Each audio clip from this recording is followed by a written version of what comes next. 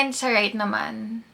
Shucks! Wag pala muna. Wait lang. Burahin natin. Wait lang. A lot of content creators are going crazy over this skin tint from Fresh. Mattifying skin tint from Fresh, blurs pores, and brightens complexion. So, there are 2 shades available, pero I should have gotten the darker shade kasi ito, vanilla cream, packaging pa lang, ang puti na niya. Ayan pala siya up close. 2 pumps to and medyo thick yung consistency niya. Pa-primer lang ako on this part of my face. Then, sa right naman, as is tayo. Wala naman siyang scent, pero go na ako. Grabe, ang puti niya sa akin. I'm just using a regular damp sponge. Bakit parang okay naman yung shade niya? Or ako lang, para siyang nag-adjust sa skin tone ko talaga. Using a sponge, madali siyang i-blend. Very minimal na lang yung nakikita kong pores. Though, it can be because of the primer as well. Ito yung walang primer. Whatever is left, ilagay ko na lang sa neck ko. Oh, ang weird talaga kasi hindi naman siya nag-gray sa akin. Pero it looks like parang ito talaga yung shade ko. Dito sa walang primer, na-blur niya talaga yung pores ko. Like, hindi naman talaga na-zeroed out. Though, nagkikrease lang sa eyelids ko. So, blend na lang natin ganyan. Merong minimal build up ng dryness dito. Bawian ko na lang sa moisturizer. Ayan siya up close. Again, this with a primer and this without a primer. Coverage-wise, I am not expecting anything since ito naman talaga skin tint siya. Kaya kung mapapansin nyo, my dark spots over here are still visible, lalo na dito. Dito talaga ako may pimple marks. Very lightweight niya ha at walang lagkit as in. Hindi mo mafe-feel na maglalapot ka. So, brightens complexion, check siya sa akin. At yung isa pa nilang claim na it blurs pores, actually, ito na yung ichichika ko. Yes, nabawasan yung visibility ng pores ko. Syempre, thanks to the primer.